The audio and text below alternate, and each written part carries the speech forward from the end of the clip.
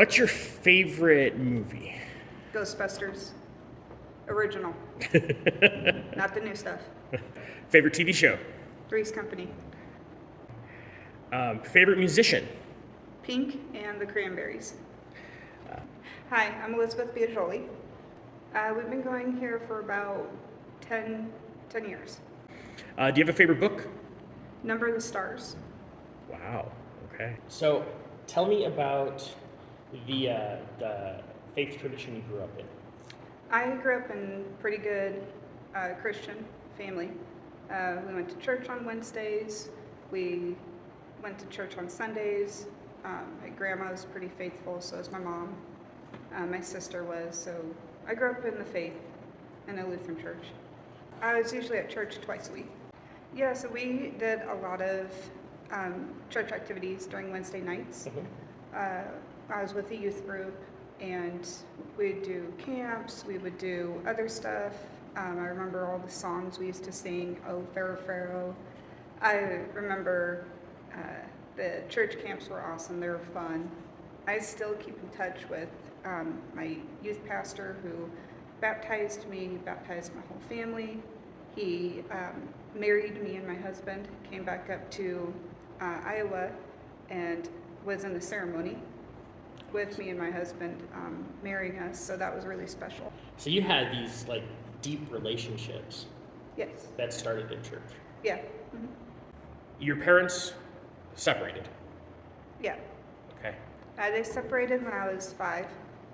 I would go spend weekends with my dad, and then the weekdays would be with my mom or my grandma. Around that time, my sister got cancer, and my oldest sister, she was 17, and when she passed away, so she fought really hard for a whole year. How close were you with your sister? Really close, very close. I didn't understand it myself. It was hard on all of us, and she was really strong in her faith, though she understood that she was ready to go home. She even told my mom, it's time for me to go home. So she knew, and she was very faithful to God. She was the glue of our family. Tell me about the weekends at your dad's. We spent weekends at my dad's, and those were pretty rough for the most part.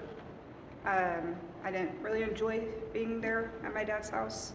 His neighbor raped me when I was about actually 12. He not only did it once, but he did it multiple times. On weekends, I'd be left alone inside the apartment. We lived in an apartment complex, and I'd be left alone, and the neighbor, would be banging on the door, wanting to be let in, yelling for my dad, or just yelling to be let in. I would lock the door, take a butcher knife, and I would hide in the closet, just waiting for him to go away. My father knew about it. He told me to keep quiet, and if I ever told anybody, I wouldn't be able to see him again. And as a young girl, you don't want to be taken away from your dad. Before Sunday, had you ever talked about this publicly in any way before? No. Only my close friends and my husband know, and of course my 2 siblings. So you've been carrying that. What Yes. happened when you were 12? Yeah. How does that affect you growing up, and what are the circumstances that you had to face as a teenager? It really affected me. I didn't want to talk to anybody. I didn't want to even hug my stepdad. I stayed away from male friends. My sister lived on her own. She Okay. had her own place. My brother at that point had moved back to Nebraska, or back to our hometown. We had moved to Omaha. And that's when we started having financial issues. Shortly after that, we started becoming homeless. Where were some of the places that you had to stay?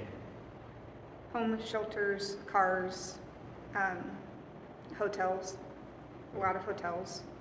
We were in one hotel one time, and run down the hotel. I was little. I was by myself while my mom and stepdad, they were out and about. And I was just in a really depressed state. I was really upset just of everything, as a teenager, and everything. I grabbed a knife and I was in the bathroom holding it against my wrist. All of a sudden, I felt something come over me and kind of smack me in the head. I still think it was God till this day. And I just looked down, I was like, what am I doing? So around early adulthood, I got out on my own. I started living with my cousin. We lived pretty decently. It was college, partied, didn't study. But I lived on my own and kind of bounced from apartment to apartment just as a young adult. Shortly into that, I met Scott and we started dating. When me and him started dating, we dated about 2 years and then we got engaged, and we wanted to find a church to get married in. We ended up finding the church at Union Park. We talked to Pastor Wes. When we came here, we got greeted and everybody just welcomed us because we both knew we wanted to not only get married in a church, but we wanted to join a church and be part of a church again. I just felt like there was something calling me back. So those roots that you established as a child were so firmly planted that kind of once things got stable in your life again, you're like, hey, I'm missing something. Yes. Mm-hmm. The relations that were here, the people who welcomed us, they didn't care what we wore, what we looked like. They just were happy that we were here. And a lot of the people here at this church have done more for us than our actual family. And we weren't being judged. All right, now tell me the trunk or treat story. So this was the first trunk or treat. I believe it was the first one. We were volunteering. I was sitting handing out candy with our car that we decorated. At that point in time, we were trying to have a kid.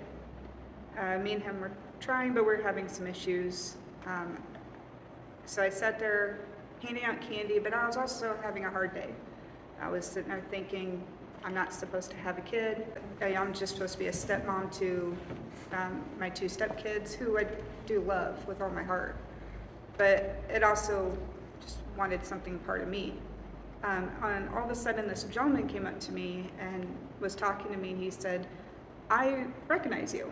And I looked at him and I said, you do? He goes, yeah, I saw you at Hy-Vee earlier today buying candy. I work in the pharmacy. I was like, oh, that's really cool. Yep, I was buying candy for trunk or treat. Mm-hmm. And he asked me, he looked at me, he goes, are you okay? And I looked at him very puzzled. I said, what do you mean? He goes, you looked really sad and looked like you were crying at the store. Are you okay? I'm like, oh, well, I didn't tell him the whole story, but I said, me and my husband are trying to have a kid, and I was just a little sad because we're having some issues. And so it just made me a little sad today. And he held my hand and he said, I'll pray for you.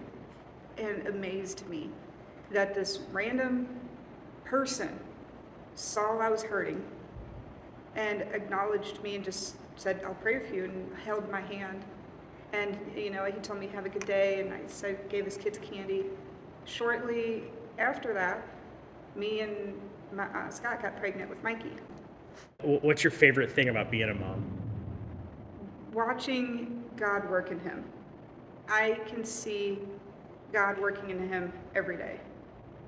And yeah, I see God working in him every day, and I always pray to God that I keep him on the right path.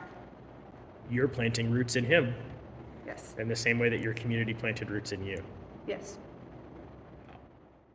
You've come back to Jesus, you've replanted, you've started a family of your own, you're a Christian, everything's happy at this point, right? Everything's easier now because you're back with Jesus, right? Life is just super easy? No, definitely not. So last year we had a scare. We found a bump on my head, and we did some more investigating and some more imaging, and we found it was a tumor. And of course, that scared me with having a sister who had cancer and watching her I pass can away. imagine. So I was having panic attacks about it until the day of surgery. I really was worried about leaving my son, leaving my husband. Was it cancer? Was it not? It's really hard to take in when you have a surgeon tell you you're going to have a permanent hole in your head. And one day I was walking at work, and I just kept thinking, my mind was racing of all these thoughts of, is it cancer? Is it this? Is it that? I'm going to have a hole in my head. And I felt something come over me. I felt a presence come over me and a warmth. And I just started smiling, knowing I was going to be okay. We had the surgery. The tumor came back benign. I do have the hole in my head and a metal plate, but it was not cancer. And I look at life completely different. Best thing you've ever eaten? Cheesecake, Worst thing you've ever eaten? liver and onions. And what's the one thing you want people to latch onto from your story? Forgiveness.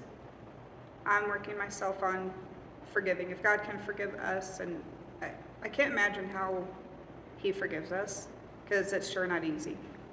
But forgiveness. I'm working on forgiving my dad, forgiving my neighbor, and just working on that. It's not easy. It's a process. My grandma always said that you can talk to Him anywhere, and He always wants you. Your grandma had a huge impact on your faith. Yes. A very important part of running those roots down deep. Yeah. Yes, she did. Same with your community, your pastor, your friends, when you were a kid. Oh yeah, they were amazing, and I still keep in touch with them. They're amazing people, and yeah, it was awesome to have that type of friends and that type of community. If there's anybody watching this and say this to the camera, if there's anybody watching this online and they're finding themselves in a dark place, all right, what advice do you have for maybe a young woman or a young man who's kind of facing that darkness, that maybe not specifically that you faced as a teenager, but kind of in that feeling of hopelessness or trauma? What would your advice be to that person? It's okay to ask for help. It's okay to not be okay, and don't be afraid to talk to somebody, because God uses His people in the most amazing ways. Just as a gentleman that I didn't even know came up to me and helped me realize it was going to be okay when I was trying to have a kid. God will use His people, and He will show up in the most amazing ways. And don't forget to pray. He will be there.